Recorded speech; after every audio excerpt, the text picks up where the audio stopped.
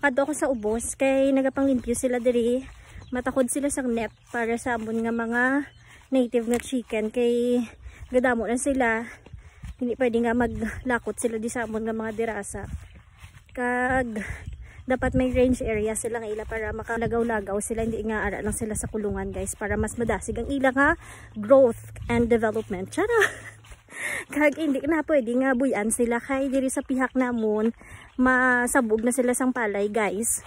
So kinanglan nga ikulong na gid sila kay hindi na sila pwede kalagaw diri sa pihak kay kanon nila ang sabog nga palay.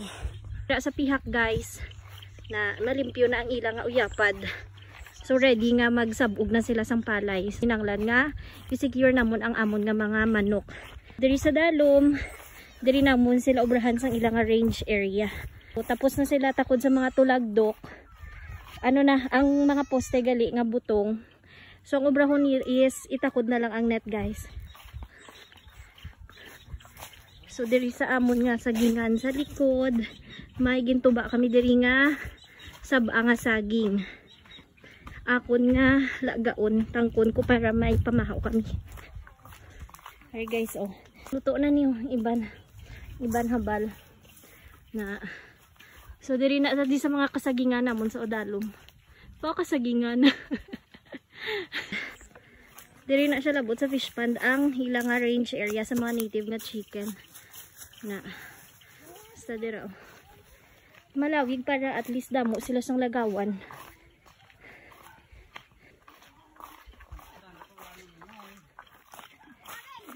So ari guys, ang akon nga lagaon nga saging daw ko sa babaw. Dito ko lagaon.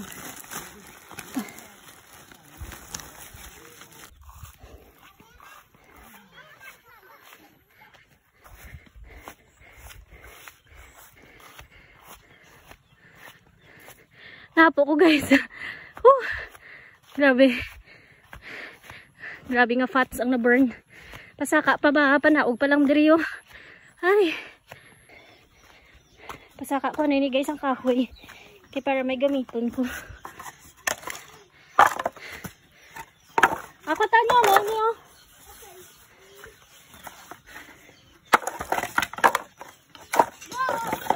Dala niyo sa dapog.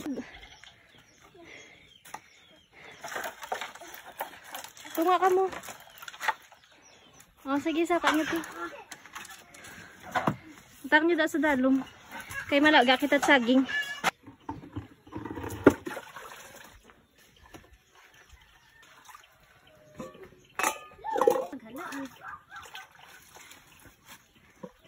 Sorry guys, hugasan ko lang niya siya.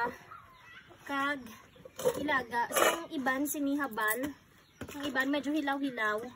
Tapos ang iban is luto na. Dagko bala guys ang saging namon. Nami na amon tanong dira nga saging sa dalom mga dagkuan. Dagkuan na saba. Ang saging namon dira nga tanom sa dalom is combination, may lakatan, may saba, may araman nga. Ano ganyan isa oh? Latungdan, senyorita. Ano ganyan isa? Basta tatlo na kaklase dira. Kumalaga lang kita para may pamahawon tapos kape lang dayon or soft drinks karon. Di sold na ang snacks. Muna amon gamit diri sa bukid do nga lutuan.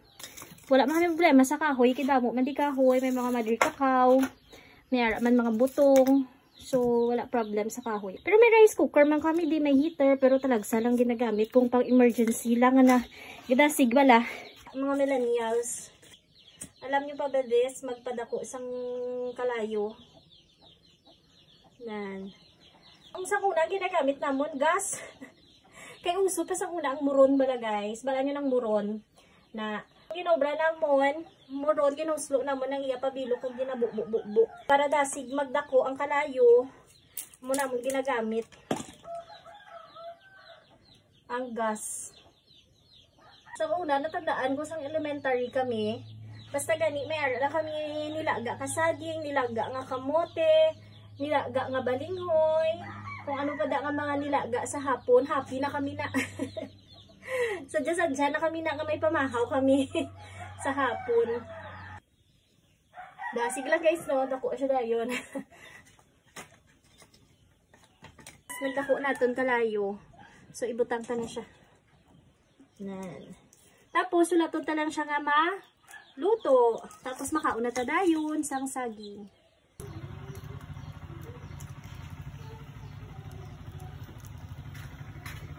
Sorry na guys.